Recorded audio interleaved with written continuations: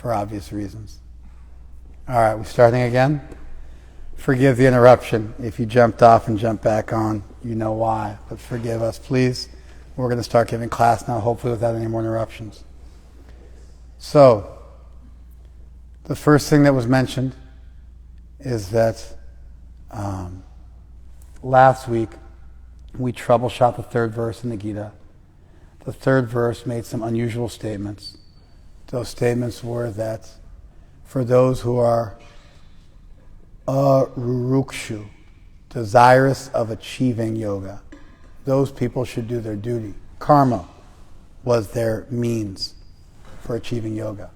But for those who were yoga arudha, who had already achieved yoga, for those people shama, or cessation, was the means.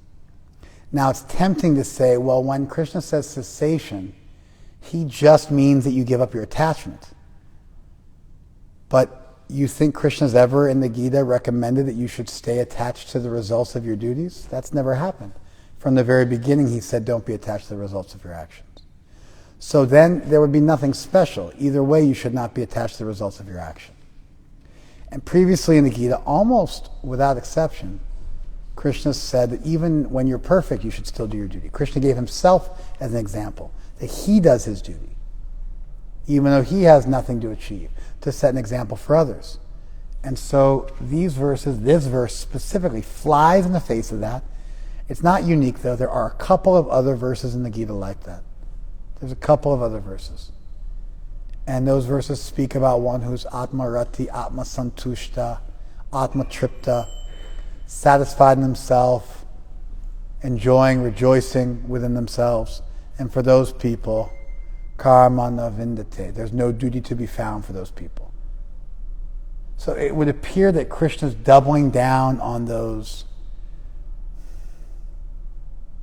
unusual previous statements that occurred here and there. And he's now going to speak more on that. If you look at the rest of the chapter, that is borne out through the rest of the chapter. Because what's recommended in this chapter, unlike other chapters that have preceded it, is that you move to a quiet place, you live by yourself, and you engage in what would be like a classic yoga sadhana. Sometimes the word sadhana is used in the tantric literature to refer to sexual practices. We don't mean that kind of yoga sadhana that's spoken about in the tantra.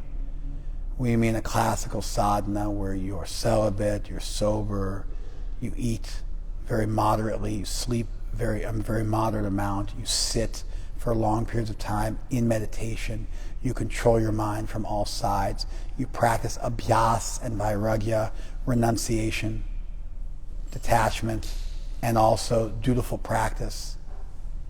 And in that way, you're getting like a version of yoga.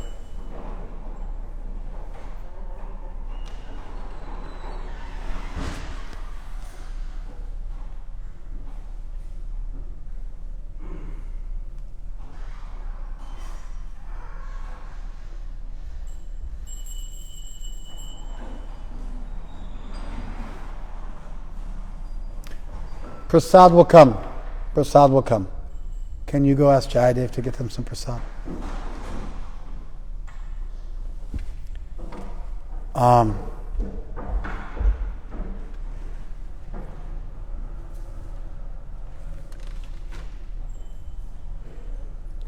So, the tempting resolutions that essentially involve minimizing or negating the neutron bomb that Krishna's just dropped on our understanding, as tempting as they might be, and you can, put the genie back in the bottle, it just doesn't work grammatically. The verse is saying something profound, and Krishna's still got some tricks up his sleeve, and there's still some stuff he has left to say, and some of that seems to fly in the face of the absolutist understanding we've had thus far, that in every case you do your duty, you fight your battle, and you just have to give up the results of your attachment. You follow? So let's keep reading. Yadahi na indriyarteshu na karmashu anusajate sarva sankalpa sannyasi yoga arudha tadochate. A person is said to be elevated in yoga. That's a nice translation. A person is said to have achieved yoga, to have arisen in yoga, to be elevated in yoga. A person is said to have done that when, having renounced all mental desires, he neither acts for sense gratification nor engages in fruitive activities. Prasad is coming. It's okay. You're being quiet now. That's important. If you'd been quiet from the beginning, I would have been so happy. But after you made some trouble, then you were quiet, and so you get credit for that also. It's very good. Birthday. It's very good. But still, we have to respect the class. I'm giving class. There's so many people online. So you just stay. The prasad is now coming. Not just flower prasad. He's giving you some bhojan. Thank you, sir. Thank you. So, the person is a sarva sankalpa sannyasi. A sannyasi who's renounced all desires. Who na karmasu anusajate, who's not attached to karma, not attached to action. And yada he na indriyarteshu, who's not attached to sense objects. That's fairly easy, right? It's fairly easy to understand, right? Okay. So that doesn't seem to be unusual. That's pretty normal. That would lend us to almost want to just go with that seductive resolution where we took it that when Krishna said Shama, he just meant not to be attached to the duties. You follow? Is there something you have to be texting about? So please stop. You've done it several times. Otherwise, go outside.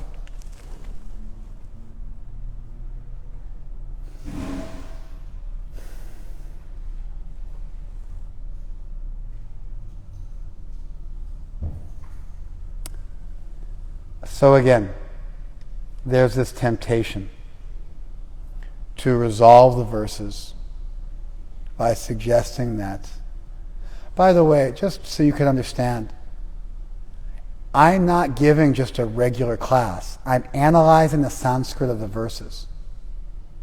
Think about if somebody was, I don't know, solving a complicated mathematical problem. And you decide to make a bunch of noise or do other stuff, and they're trying to teach you how to do it. You didn't know how to do the math. They had to teach you. They're teaching you calculus. And you already are going to be limited in your ability to follow. You're already probably not going to get it. And if you add to that, and I myself have difficulty doing the math. And so if I'm fixing a car or doing something very detailed, and there's 20 or 30 different nuts and bolts, and they all have to be put together just right, and you start jumping up and down or making a bunch of noise and not paying attention, I can't focus, and for sure I can't teach you.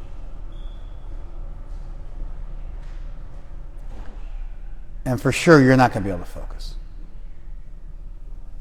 So if I'm giving some casual discussion about like my day or how I'm feeling or some generic spiritual thoughts, it's one thing. If I'm analyzing verses in detail, pay attention and have some respect. Otherwise, don't come. Are we clear? All right. The verse is seductive. It makes you want to think that Krishna is repeating what he said for 5 straight chapters. Do your duty. Don't be attached to the results. Do your karma. Karmanya eva dikaraste mapaleshu. You have a right to do your duty. You don't have a right to the fruits. We've heard this dozens of times in these first 5 chapters. And this verse makes us even want more to say, yeah, that shama thing, ceasing, just means you give up your desires. Like he said in the 5th chapter, like he said in the 4th chapter, like he said in the 3rd chapter, like he said in the 2nd chapter. Because if you don't have that understanding, then everything you thought you knew suddenly doesn't quite make sense. Do you follow? And even though this verse supports that, I'm still saying it doesn't work. And it doesn't work for 2 reasons. What are those 2 reasons? I repeated them multiple times last week, and I've also repeated them this week. What are the 2 reasons it doesn't work? Yeah. One of them is that because then he would not be saying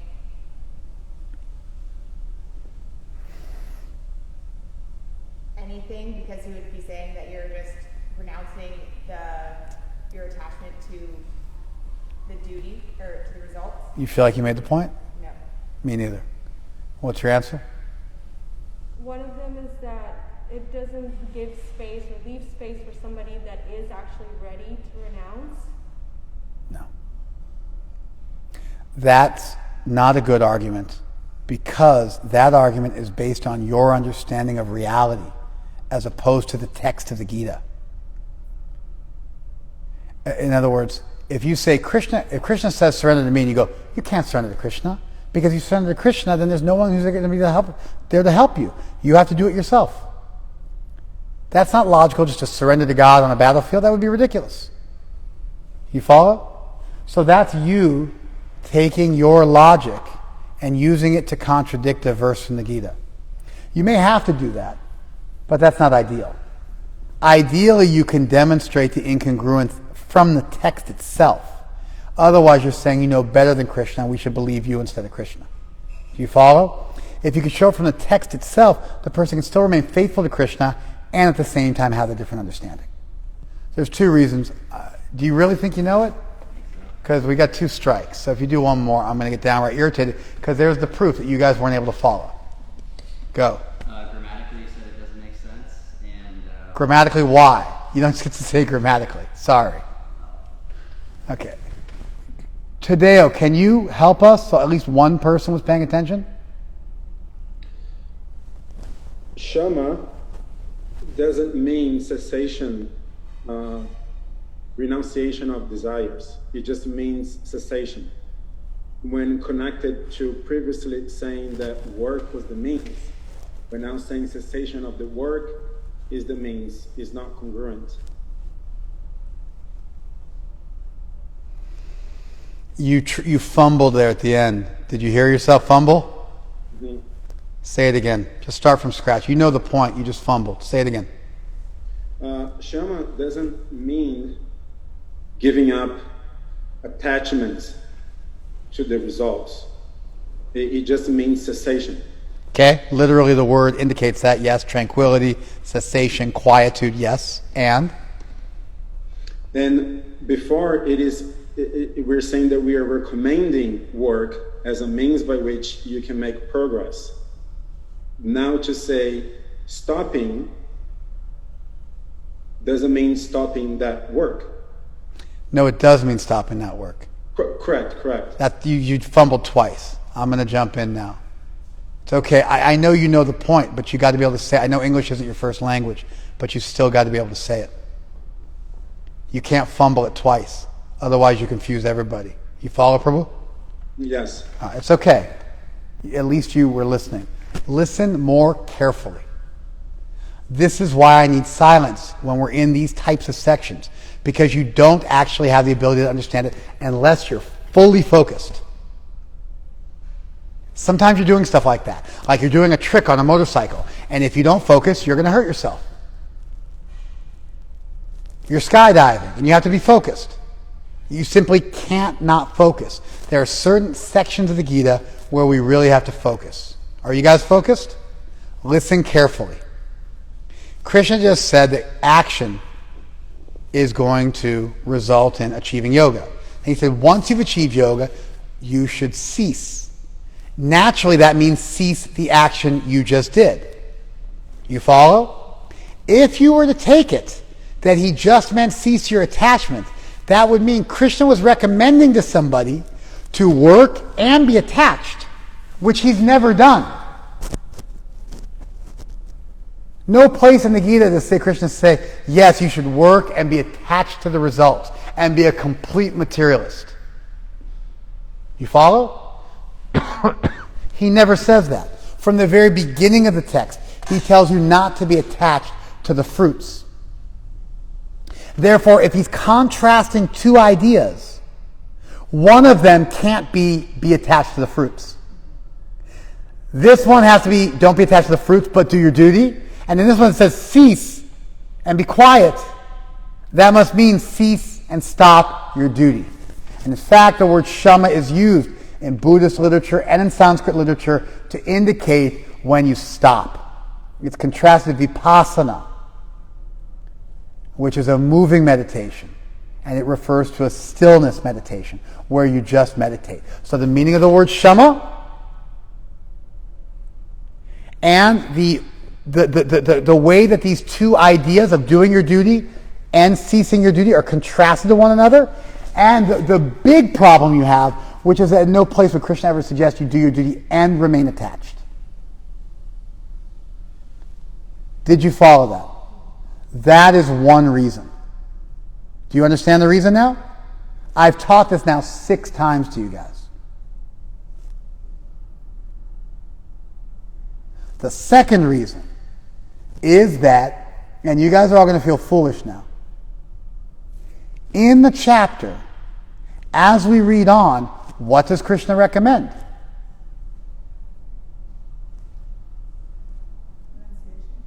He recommends renunciation.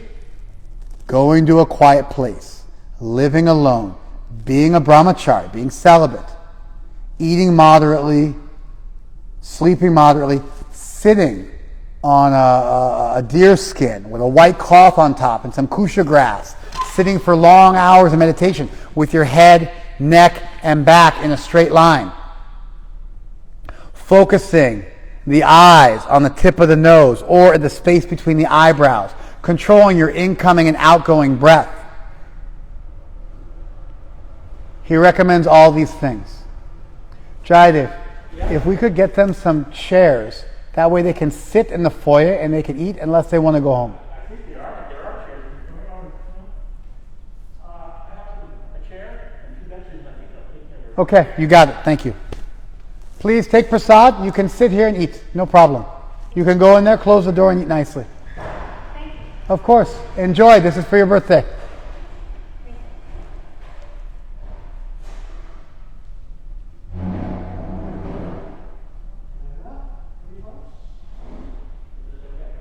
Are you following? The rest of the chapter actually bears out and shows you that Krishna was actually intending somebody retires. Do you see that these 2 reasons come from the text? They're not me saying Krishna couldn't mean that, because that would be impossible. Yeah. Then what you're saying is you're more of an authority than Krishna is. Krishna doesn't make sense. You have to give an indirect reading because the direct reading doesn't make sense, etc., etc. You follow? That's not a very nice resolution, is it? We should avoid that resolution if at all possible. These 2 resolutions are based on looking carefully at what the text says and looking at the verses and understanding them in a way that at least allows Krishna to continue to be an authority, although he does have some tricks up his sleeve and he's not done wowing us with cool ideas. Tadeo, did you get it that time? Yes, Prabhu. It is clear now. Okay. Good. But then, this verse, which says, if you're not attached to sense objects and you're not attached to your works, you're a real sannyasi. Does that verse sound strange? Does that verse sound strange? Why does that verse sound strange? Loud. Because the text is, like, up until this point, we're told to do our duty.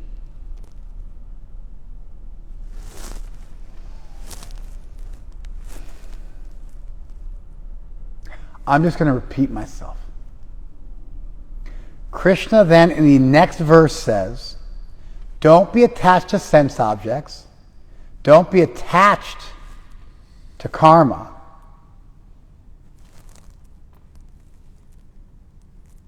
If you give up all your desires, you're a real sannyasi. And then you've achieved yoga. Does that verse sound strange? Why? It seems like he's going back to what he said previously, where you're. Oh, thank God. Yes, it is strange because it's totally congruent with everything he said up until the last verse, and it makes us want to go, oh, well, that shama just means don't be attached to the fruits. Because the same word, yoga arudha tadochate, at that time it said he has achieved yoga. It's the same kind of language. Don't be attached. Do your duty, but don't be attached. Have you heard that before? Of course you have. You understand how your answer was exactly backwards? You feel foolish? Yeah, I think. You're just mumbling. I don't think, and then you switch sentences. I thought I heard a different question. I didn't hear the real question. That's a problem. You heard the question. The question was clear, right? Yeah. This verse makes us want to hold on to the idea that no, Krishna's not saying renounce the world. He's just saying don't be attached to your fruits.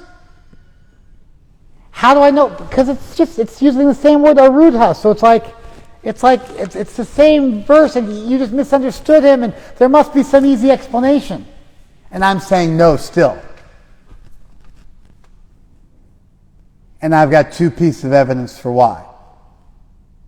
Irrespective of what this verse says, the rest of the chapter bears out the idea. Do you follow? Okay. All right.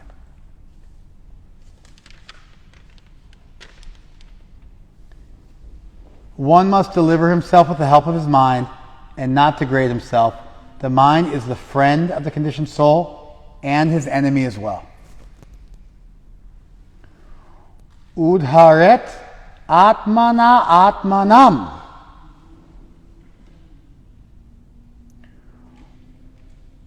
You must deliver the Atma by the Atma. You must deliver the Atma by the Atma. You follow? Now, that's kind of quizzical. So then you got to ask yourself, what's Krishna saying? And so Prabhupada, one must deliver himself. That's also another meaning of Atma, of oneself, with the help of his mind. One must deliver the self with the mind. So it's two different meanings of the word Atma. You follow?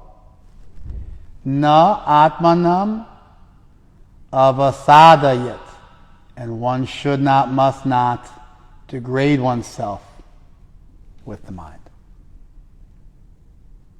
One must not degrade the Atma with the mind. One should uplift the Atma with the Atma. One must not degrade the Atma with the Atma. One must deliver the Atma with the Atma. Do you understand? So now you've got to interpret and attach different words to the word Atma so that it makes sense. One should not degrade one's soul with the mind. One should deliver the soul with the mind. You follow? Atma eva hi atma no bandhu. The Atma is the friend of the Atma. The mind is the friend of the soul. Atma, Atmiva ripur atmana, and the Atma is an enemy. Is like an enemy to the Atma. The Atma is an enemy to the Atma. The Atma is also a friend of the Atma. You should not degrade the Atma with the Atma. You should uplift the Atma with the Atma. Do you understand the verse? So a verse like this requires some interpretation. Now, when you talk about a traditional classical yoga, like from the Upanishads, the central feature of that yoga is it's based on mental control and the ability to focus. If you cannot focus, you cannot do yoga.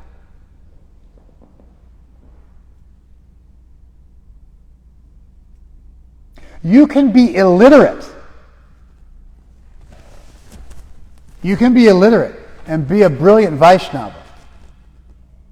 Because you hear from your gurus, you memorize what they teach you, you imbibe it, you live it, it's yours, and the tradition is complete because you've understood it without ever becoming literate.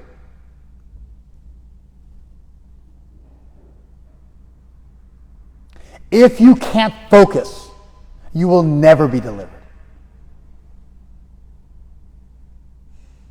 A weak mind, an inability to focus, an inability to pay attention means you won't go back to Godhead.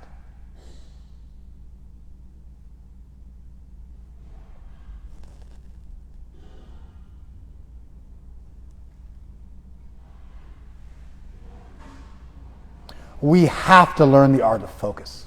And that means we have to be able to pay attention. Eventually you're going to have to pay attention when you're dying with your last breath. So we should probably get busy practicing while we've still got strength and mental fortitude. Because if we can't do it now, we'll never be able to do it then.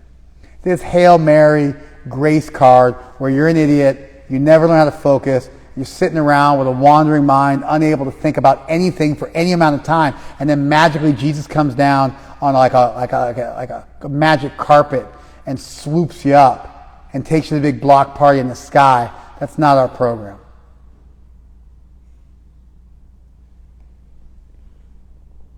Devotees don't need to be literate, but they got to be able to pay attention.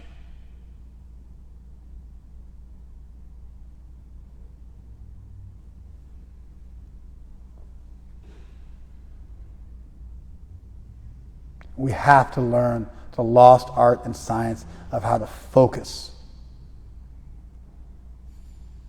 We follow the regulative principles so we can focus. When I meet somebody who's totally unfocused, I start wondering, are you following the principles? Because you seem like an idiot, so you're probably not following the principles. When people follow our rules, they can focus.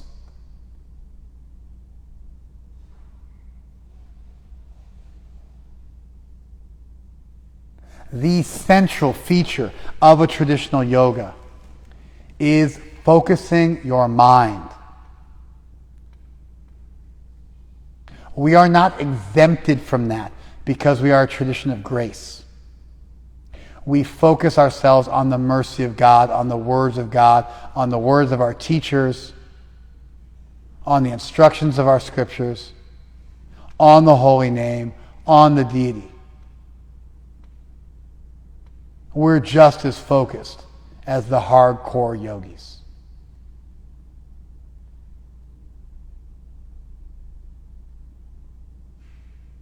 Now you're all paying attention.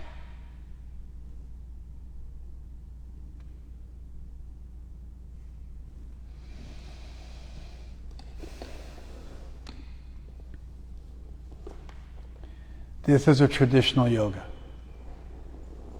And so we're warming up.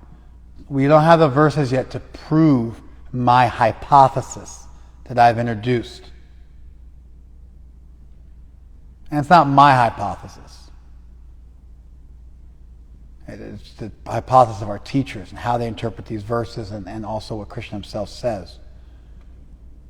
But the hypothesis I've given you has not been proven yet, but we are starting to warm up. Because now we're not being told to just do your duty and not be attached. We're being told about the incredible power of the mind to degrade and uplift.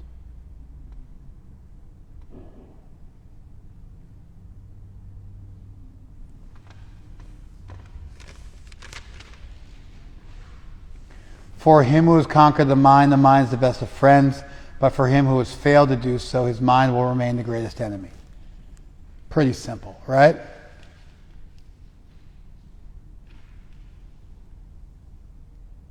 Again, the word mana is not used. The word atma is used again in this whole verse. So one who's controlled his atma, for him the atma is a friend. For one who has not controlled the atma is the enemy. What is it that if you don't control it, it becomes your worst enemy? Your mind. So we have to learn how to focus.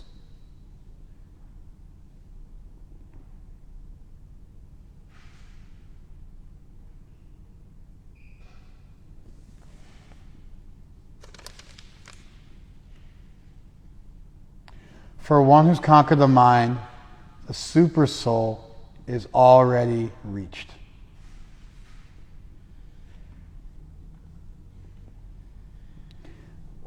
For he has attained tranquility. To such a man, happiness and distress, heat and cold, honor and dishonor are all the same.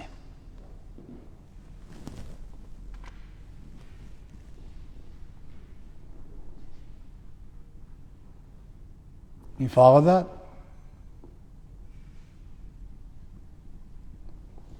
If you conquer your mind, then you're approaching Paramatma, the Supreme Soul, is literally what's said in the verse. And the result of that is that for you, heat and cold, happiness, stress, pleasure and pain, they all become the same. Honor and dishonor, it's all the same. You're above it all. So Krishna's giving us some symptoms of what a person with a conquered mind looks like.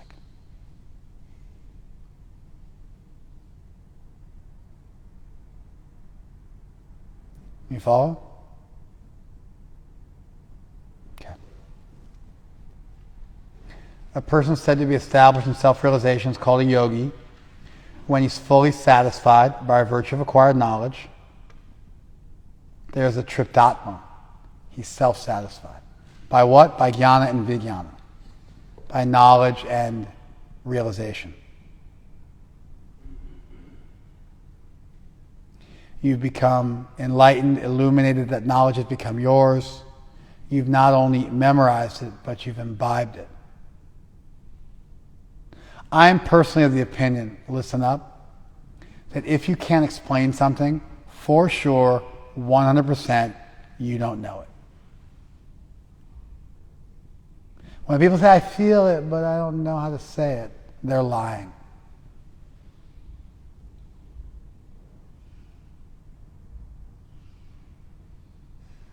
If you feel it,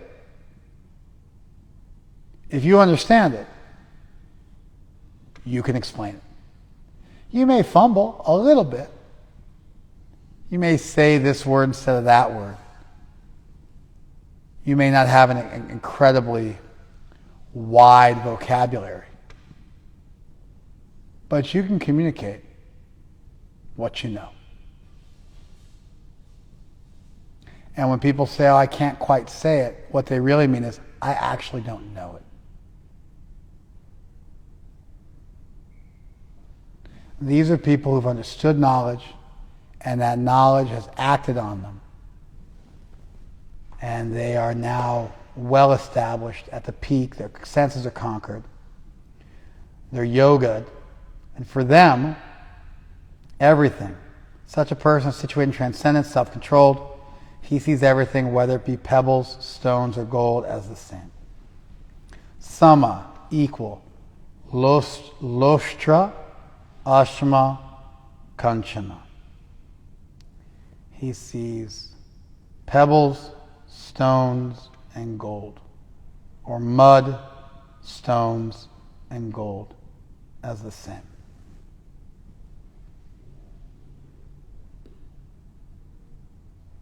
Those are the things in this world that he's detached from.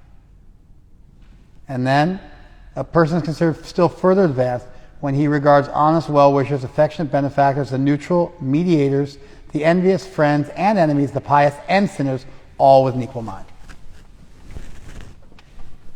How you view things, how you view people. The first verse says heat and cold, that's things. Honor and dishonor, that's people. So the first verse has said, that person who's conquered their senses, conquered their mind, they've already achieved perfection, they've already achieved the super soul, the supreme soul.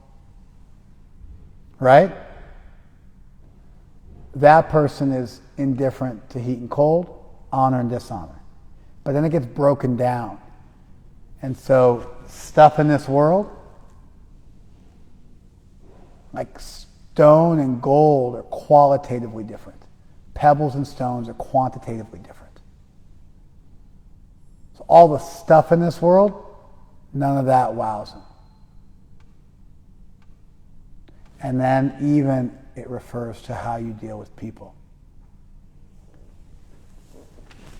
There's that famous verse from Rudyard Kipling where neither friend nor foes can hurt you and all men count with you, but none too much. When neither friend nor foe can hurt you, and all men count with you, but none too much. Then you're a man.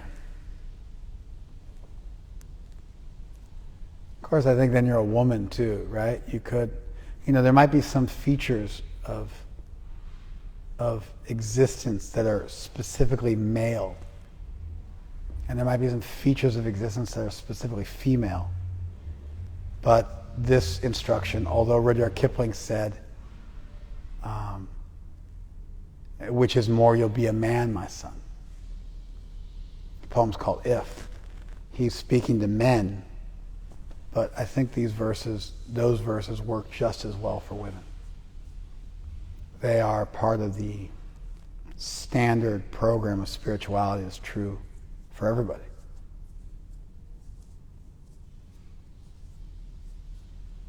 Most of our stuff is asexual or androgynous or equally applicable to men and women. There's kind of a patriarchal nature of that song, If, that makes it seem like he's leaving out half the human race, but I think this isn't just as true for women as it is for men.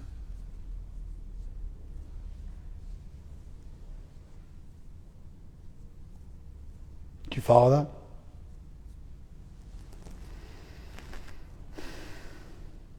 So, we're still not really that different than what we've learned in previous chapters. There is more of a focus on the mind than in any other chapter, and in controlling the mind and focusing the mind. That has happened now in this chapter more than any other chapter. But by itself, it's not enough to really prove the hypothesis we've introduced that this chapter is going to take us in a different direction.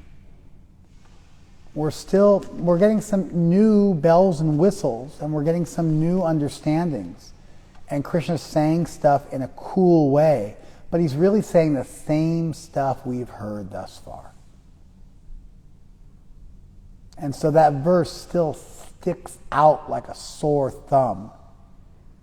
And it would be reasonable to question the hypothesis I've introduced that we should really understand the verse, that this chapter is going to be about something different. You follow? Because we're going over a lot of the same stuff. It's beautiful. We get how you deal with stuff, things, and how you deal with people, right? It's new. Some stuff about knowledge and jnana, vijnana, knowledge and specialized knowledge. Kind of a beautiful similes invoked. The mind is like an enemy, like a friend. But we haven't quite gotten enough to be saying, hey, this is something different.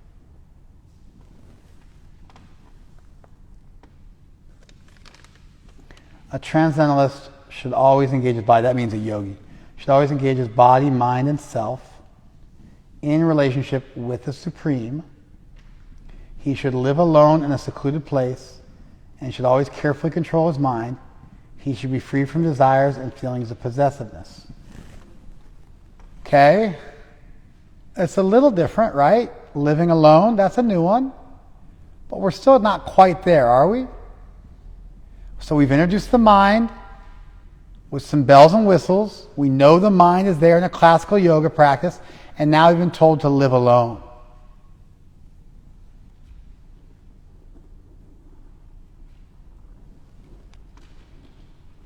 To practice yoga,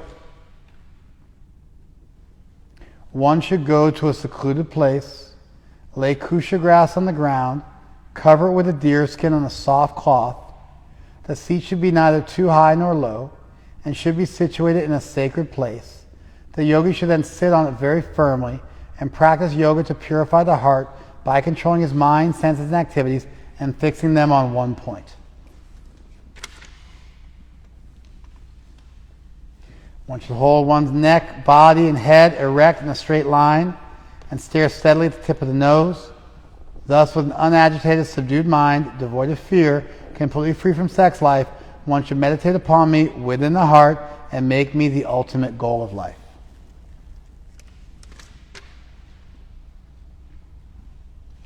Thus, practicing constant control of the mind, body, and activities, the mystic transcendentalist, the yogi, his mind regulated, attains the kingdom of God by cessation of material activities.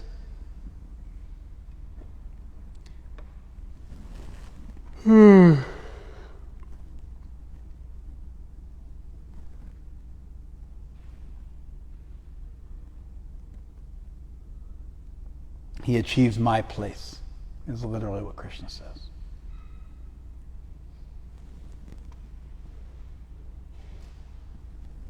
There's no possibility of one becoming a yogi, or Arjuna, if he eats too much or eats too little, sleeps too much, or does not sleep enough. He who is regulated in his habits of eating, sleeping, recreation, and work can mitigate all material pains by practicing the yoga system. When the yogi, by practice of yoga, disciplines his mental activities and becomes situated in transcendence, devoid of all material desires, he is said to be well established in yoga. As a lamp in a windless place does not waver, so the transcendentalist whose mind is controlled remains always steady in his meditation on the transcendental self. Did you guys follow that? Did you follow it? Now it's starting to sound more like a traditional yogi living in the forest, meditating and living very simply, right? Where his primary job becomes meditation. Doesn't say anything about do your duty and just don't be attached to the results, and that makes you a yogi or a sannyasi. This tells you to go live in a secluded place and be a monk. And hold your head, neck, and back in a straight line and look at the tip of your nose. You follow? This is starting to lend some support to the idea that Krishna's offering another alternative. Do you follow that? An alternative. There's another program. The 6th chapter is, in fact, something a little different. You see it? Okay. Now, you can push the agenda that you should go and fight in the battle of Kurukshetra and do your duty, but then you should also meditate, or in our case, chant japa every day, and you should be celibate or be married, and you should live in a quiet place, means you should have a place which is like kind of peaceful, and you should have your place where you sit for meditation, but you can go out and work and do stuff. You don't necessarily have to live in a cave. You just have to have some sacred space and do your regular practice along with doing your job. You could push that. But I think it's a bit focus. I think it's a bit of an artificial imposition on the text. I think a straightforward reading of the texts, these texts, the straightforward reading of this chapter, requires one to acknowledge, maybe there's some people where this is what they're supposed to be doing. This is their dharma. They're not supposed to just do their duty and be unattached to the fruits, but this is what they're supposed to be doing. They're not necessarily going to work in the world. They're going to be full-time monks, full-time transcendentalists. I see in these verses that that's the most reasonable interpretation of them. And therefore I don't shy away from Krishna having switched gears. So you got two options at this point, because now all the cards are on the table. You could be like, no, you just got to sit and do your japa every day and then go to work. But things like celibacy, controlling the mind from all sides, the yoga practice being outlined, living in a lonely place, these things seem to be a little different than what Krishna's been presenting. Not a little different, a lot different than what Krishna's been presenting up to this point. you remember in the 4th chapter where Krishna said some people sacrifice like all the senses to the art of hearing, and some people sacrifice the ingoing breath, the outgoing breath, and he seemed to be referring to different kinds of yogis. Well, here he seems to be giving them their day and endorsing such a practice. Now, the problem with endorsing such a practice is what? People will say, oh, that's my program. And then unqualified people will try to walk away from their own kurukshetras, and they'll fail miserably. Of course, if they fail miserably, guess what they just proved? It wasn't their duty. You follow? And so for most people, they should do their duty. Krishna never tells Arjuna not to do his duty, but he does lay out this practice, and never says don't do your duty. He even starts out the chapter by saying it's not that you should light no fire and do no duty.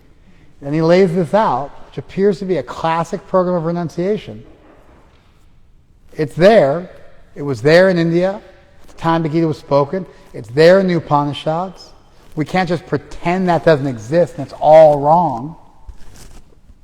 And so we have to acknowledge that this is part of our tradition, and Krishna's giving it fair play.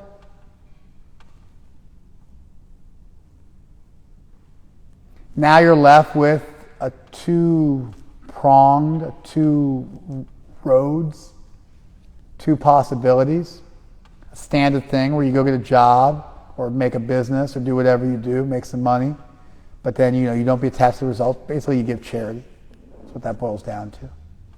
You have a spiritual practice, you give some charity. Option 2, you become a full-time monk. Not for a 10-day Vipassana retreat, not for 2 months on that mount whatever, but Blue Mountain, what is it? I don't know. The mountain you went to. Recently? What's the monastery you went to called? Oh, Mount Madonna. Mount Madonna, right? Yeah. Not Mount Madonna for a weekend or a couple of months. And then come back and get back together with your boyfriend again. Not that. Oh my gosh. That would be an indication you failed at the renunciation. But there might be some people. There might be some people. And somebody says, I'm those people. Those people are me. If somebody says that, okay, maybe. Maybe they have the ability. Okay. Maybe if somebody's old, that might make sense. Maybe there's some people like this. They become monks. They're still going to do something, but they might live primarily their life as a monk. I know monks. I know people who renounce their families and live a monk's existence. They still have duties. There are duties here as well. But they definitely retired from being in the world, in society. Full-time clergy, in some cases, like in a monastery especially, could be seen as following this lifestyle. It does exist. In most churches, in most sanghas, in most religious orders, there are lay people and clergy. You have your Buddhist monks. They have a standard that they follow, and then you have the lay Buddhists who support the Buddhist monks, and they're two totally separate rules. Same tradition. Take a look at, Catholic priests who are supposed to be these super devout nuns, super devout individuals, lifetime vow of celibacy, sometimes living in a monastery. And then you have the lay people, the congregation. So it's not that, even if you look at like a pastor at a church, like in South Carolina or some like deep in the Bible Belt, I see it, deep in the Bible Belt, there's an understanding that priest, that pastor, that minister, that holy man has a different lifestyle than the people in the congregation. It shouldn't be a sexed up version where he's flying around in Lear jets either, but he should have a lifestyle which is more austere, more faithful.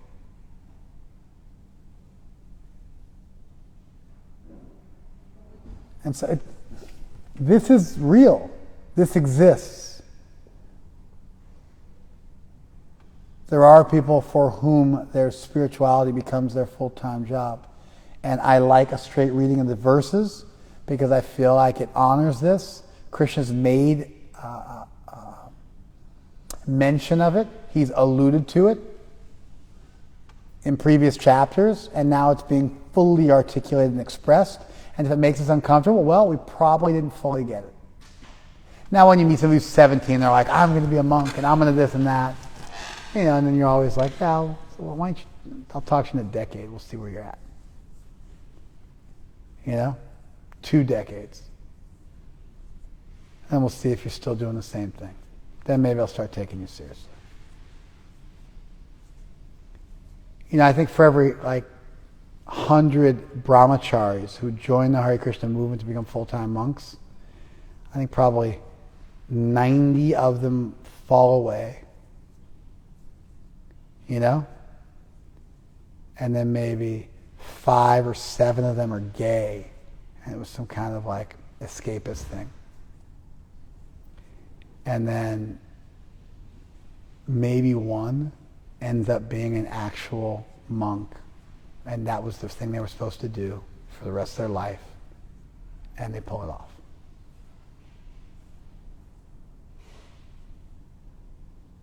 You follow?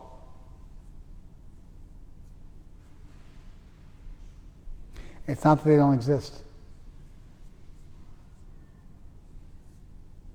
People just want to do the spiritual thing all the time. Whether they're impersonals or personals is just another discussion. But there are people for whom spirituality becomes everything. Guess what? Spirituality is going to have to become everything for everybody. So it really is just a lifestyle choice. And there's a price that comes with that lifestyle. Celibacy, simplicity, austerity, and long hours of service and meditation.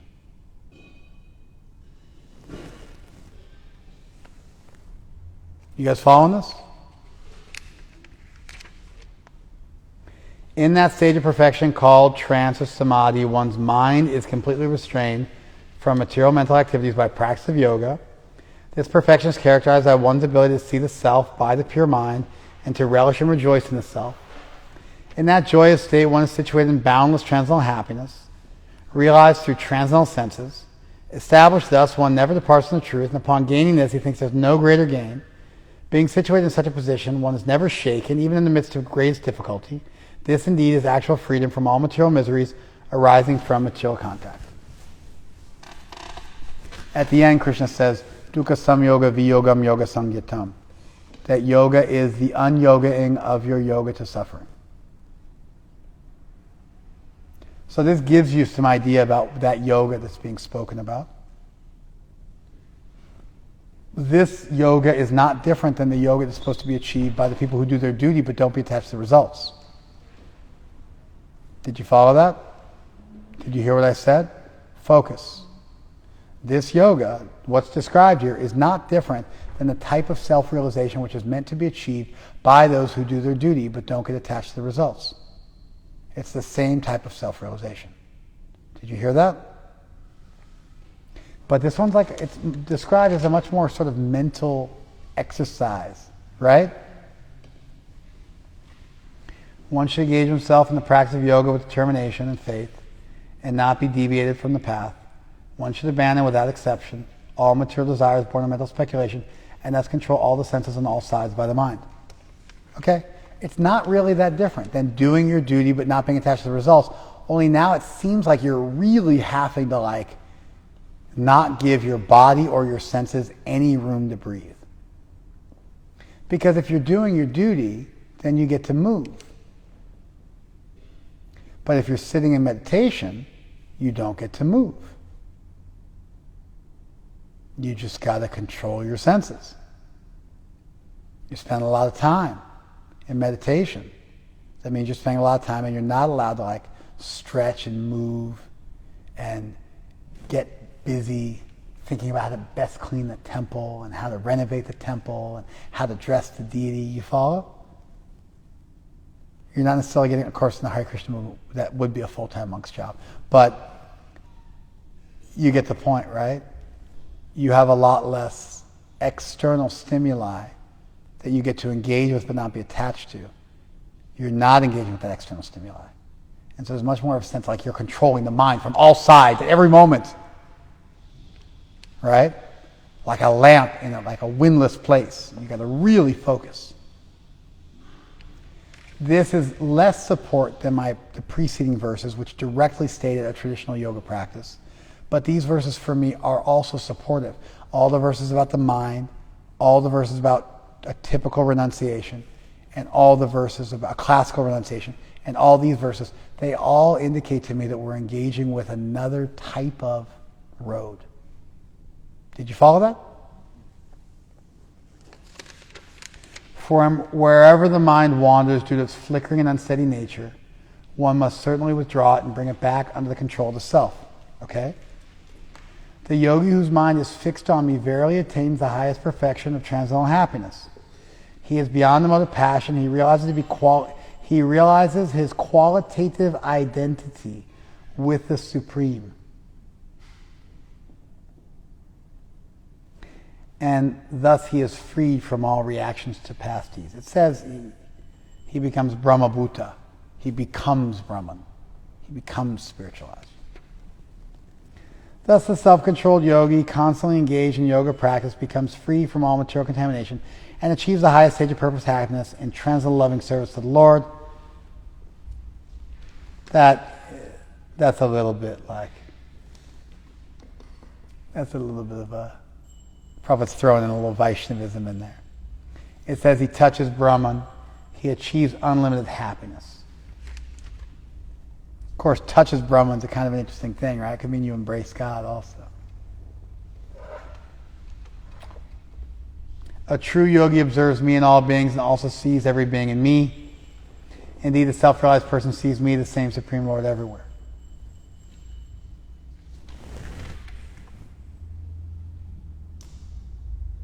For one who sees me everywhere and sees everything in me, I am never lost, nor is he ever lost to me. The first verse says that the true yogi sees the self in all beings and sees all beings in the self, which is a little more generic than Prabhupada's me. You follow? But the second verse has the me. And the second verse and the first verse are related. So it says he sees the self in all beings and all beings in the self, but then he says he sees me in all beings and all beings within me. This is a beautiful verse. A lot of devotees get this tattooed on their body. I know a few devotees who have this verse tattooed on their body. For one who sees me everywhere and sees everything in me, I am never lost, nor is he ever lost to me. It's a beautiful verse. Kind of romantic. You know, he's never lost to me. It's interesting because it's like you being lost to Krishna makes him sound like he's your lover, right? Like you could potentially be lost to Krishna. It indicates a synergistic relationship between the soul and God. That there's our part to play. That it's not that God's love is like carries us. We also have to participate. There's a certain reciprocity in the verse, which is quite romantic and beautiful. Which word is me? Mom. One who, Yaha, text 30. Oh, okay. One who, Pashyati, he sees, Mam, me, Sarvatra, everywhere, Sarvam, and everything, Cha, and everything, Mayi Pashyati, he sees within me. He sees me in everything, and he sees everything in me. Tasyaham, for him I am, na pranashami, I am not lost.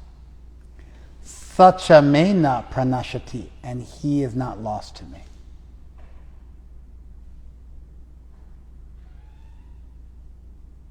So Prabhupada imports that understanding into the preceding verse.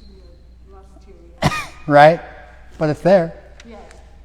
It's there. Like you're gonna get there anyway. Such a yogi who engages in the worshipful service of the Super Soul, knowing that I and the Super Soul am one, remains always in me in full consciousness.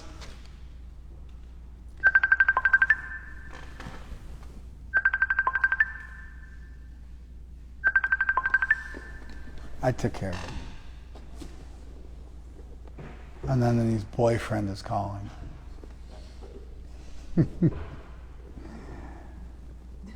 Such a yogi who engages in the worshipful service of the Supersoul, knowing that I and the Supersoul am one, remains always in me in all circumstances. Sarva bhuta stitam yo mam. Bhajati ekatvam astita. One who worships me in oneness as situated in all beings. Sarvata varta mano api.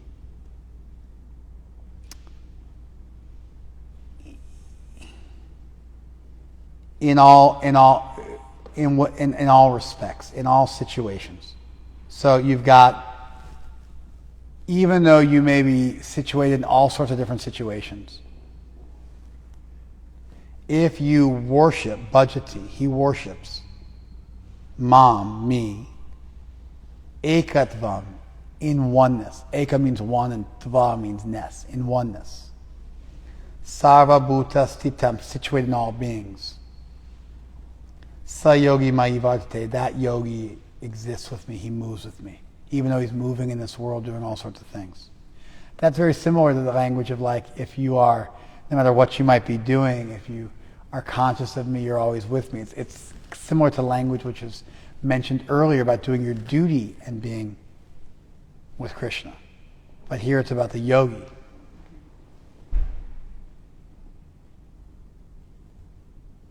He is the perfect yogi who, by comparison to his own self, sees the true equality of all beings in both their happiness and distress. That's an argument for compassion and empathy.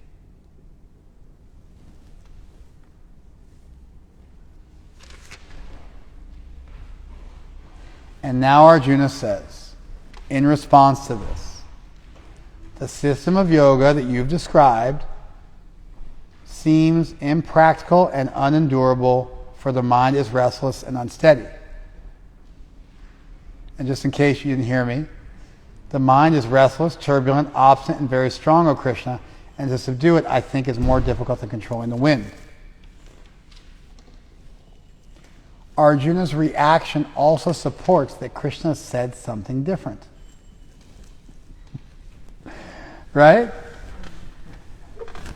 Because Arjuna's not reacting, okay, thank you, Krishna, I have a further question. It's like, this sounds terrible. I don't want to do this. There might be some people like, oh my God, I want to go live in a cave, I want to do nothing, you know? I met devotees like that. I met devotees who were, one of my god brothers, Radhika Raman. Of course, he's married now, so, there you go. But he was doing yoga for like 8 hours a day when he joined us. He was like a crazy Czechoslovakian, but from Czechoslovakia when it was the Iron Curtain. When it was behind the Iron Curtain. From the 80s he joined. A totally wild and crazy yogi who would do yoga for like 8 hours a day. Like pranayama for like 8 hours a day. After he joined, he would do at least a couple hours of like serious yoga a day, including over an hour-long headstand every day. Every day he would do an hour-long headstand. As a brahmachari, like we were living in the temple. 2 hours of yoga a day and an hour-long headstand every day, even as a devotee. And before that, that was like just his like maintenance dose. Before he joined, it was like 8 hours of yoga every day. He wasn't lying. He was totally wild. He was really the Frank Zappa too.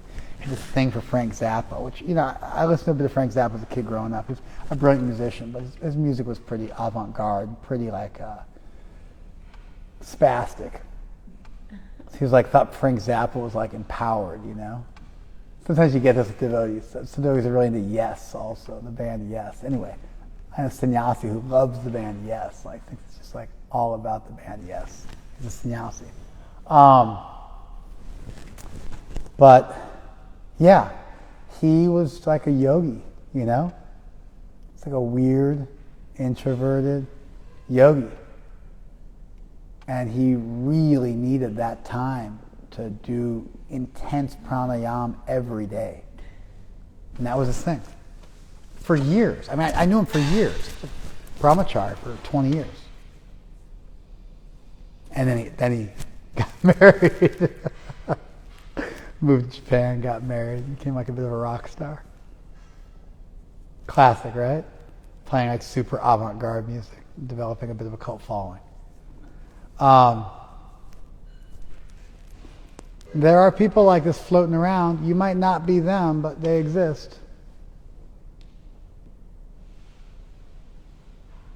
They're their own, they're their own breed. They exist. And so I think this chapter gives a nod to them. Now just because I want to finish on a nice note, Krishna will eventually say these people become bhakti yogis. He's already kind of said it with that. I'm not lost to them and they're not lost to me. He's already kind of said it. But he'll directly say it, unequivocally. Unequivocally. And so what you're really left with is we all have to become bhaktas. And some of us might do a bunch of pranayama, and others of us might do our duty and be unattached to the results. But it's the same result. All roads lead to Rome. That's nice because it still shows that Krishna has not totally taught an entirely different system. He's rather taught another way of getting to the same place. And he's not done. He's still just getting warmed up. But he's got to survey the landscape of ancient India and all the different spiritual groups which were there. And he already started to do this in the 4th chapter, where he talked about all the different kinds of yajna, which involve, pranayama and tapasya and austerities and study and brahmacharis and married priests and this and that and the other thing. He already mentioned like 8 different types of people who can achieve self-realization. And so this stuff is out there, and we're left with kind of 2 broad systems. One is more a renunciation system for people who have quieted their senses sufficiently they can really hack away at the mind, and they're into it. They're into spending that time with the mind and being renounced and having a vow of poverty and not being materially inclined and being asexual, etc., etc. There are people like that. And then there's people who need to be in this world and do their duty but be regulated. Be married, have a career, give charity, and also work on being unattached to the fruits of their work instead of just sitting around trying to control the mind from all sides. And Arjuna, as qualified as he was, his purpose in the Gita is to tell us, this sounds awful, Krishna. This sounds awful.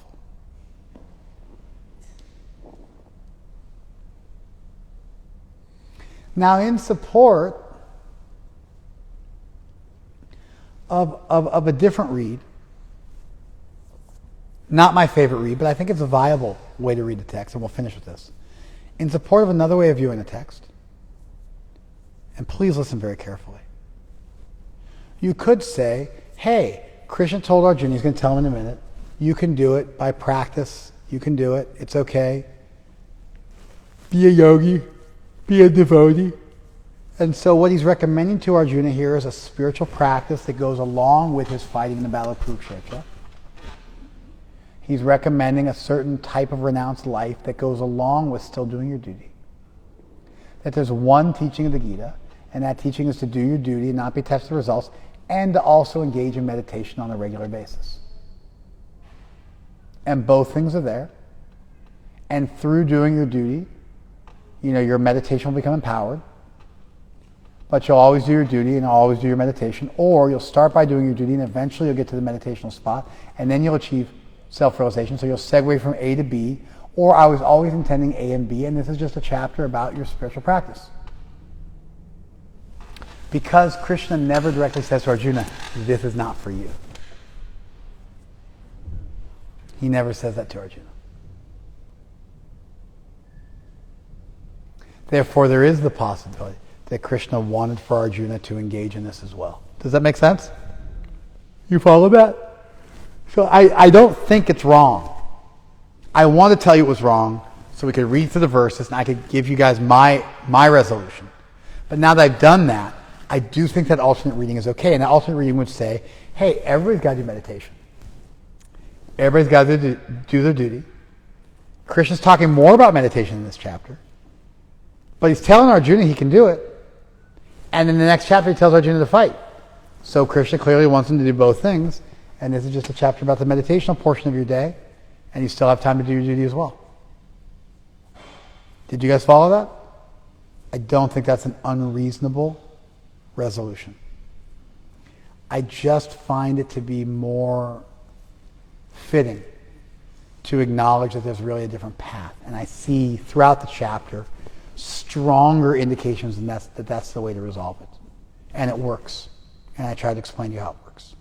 And there's still synergy in the text. You know, at the end of the 18th chapter when Krishna says, even the great souls still engage in acts of charity, sacrifice, and penance. Meaning that they might have renounced all other duties. When he's contrasting those two things, he's contrasting tyag and sannyas. And he says, tyagis, even the great souls, the munis, they still engage in acts of sacrifice, austerity, and charity. Meaning they've retired from the regular world, but they're still doing these things. And so I see all throughout the Gita this kind of little tacit acknowledgement that there are some saintly renunciates, that they're also being included in the text, with a stronger focus on doing your duty and living in this world but not being of it. I like that. It works for me. I see it. I see verses in the Gita all around that support it. But I don't think Krishna's saying A, B, and this is just the sadhana portion, the meditational portion, and it goes perfectly congruent with the rest of the text. I don't think that's an unviable resolution. I'm done. Tadeo, please respond to the last point I just made.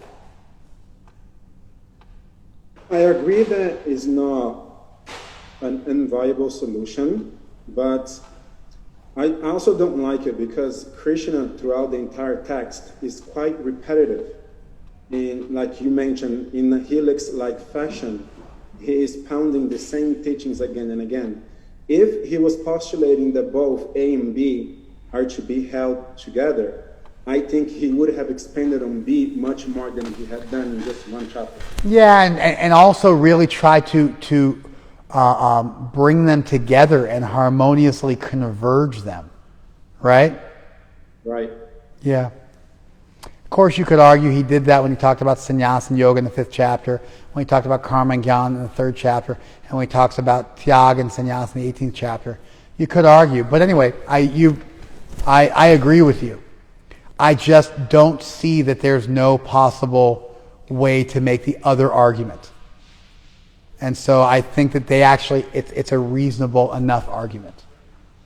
I just like this one I gave better. So I make it. Right. Okay, anybody else? Yes, loud. I think that I'll disagree with you in hopes that you can help me see it differently if there is a difference. I don't think the second way of looking at this chapter works because of Arjuna's reaction. If Arjuna wouldn't have been so... But then Krishna says that it is possible by practice, abhyas, and by ragya, detachment. Okay. And then Krishna says, and then Arjuna says, what if I don't succeed? And then Krishna encourages him, that's okay. And then Krishna tells him, be a yogi. Trust me, whatever you, Tadeo, and you, Varangi, come up with that you think is a kiss of death to the other version I don't like, you're wrong. It is a coherent way of reading the text. I just prefer the other way more. I think the other way is more reasonable. But not that there's any critical flaw with the second reading. It's like a 60-40 thing. And so when Tadeo says Krishna would talk about it more, he does when he talks about the two different schools and tries to bring them together. He does every time he talks about controlling the mind. He does in the 3rd chapter when he says, for him there's no duty. He does in the 4th chapter when he says there's all these different types of yajna. He does in this chapter directly. In the 8th chapter, he talks about, meditating on Om and being celibate, and through yoga bala, through the strength of yoga, and focusing the eye between the eyebrows. He does, over and over again, he gets into this. Because there was a contingent of radical sadhus at play, and you had to feed the beast, and they existed. And not everybody was a grihastha. And not everybody ever will be a grihastha. There's always these other people. And so he's addressing them. That's my argument. Now, the question just becomes, are you meant to become one homogenized being? And there aren't two classes. And everybody's doing this kind of meditation at home and then going out and doing their duty. It's not untenable. It's not untenable. By saying that both people go to the same place and that there is a little bit of room for people who are bent like that, I think it acknowledges a real thing that exists in the world. I think it's more congruent with the flow of the text. But there's no place where Krishna says, this is a totally different system. You can't possibly collapse them together. Just nod your head today if you followed that point. Okay, good. You said something, say, yell it at me. This kind of reminds me of when you said that, Krishna is an all-good, all-powerful God, and you don't have to do the rituals or, say things exactly perfectly, and I feel like these different paths that he's giving a nod to, it's like, he's not requiring you to do it. That's right. Bhakti does not require you to become a ritual priest. Bhakti does not require you to become a full renunciate. However, some people do like to do rituals, and we find a way for them to do them for Krishna, and some people do like to become renunciates, and so that's a possibility also. And so Krishna might not be endorsing this as like what everybody should be doing, but he's at least outlining as a path that will be attractive to some people. Yeah. Good. All right. I think we're going to call it there. Thank you guys for putting up with me. Now you see why I was being so heavy. I'm trying to get you guys to focus. All right. Adios. Hare Krishna.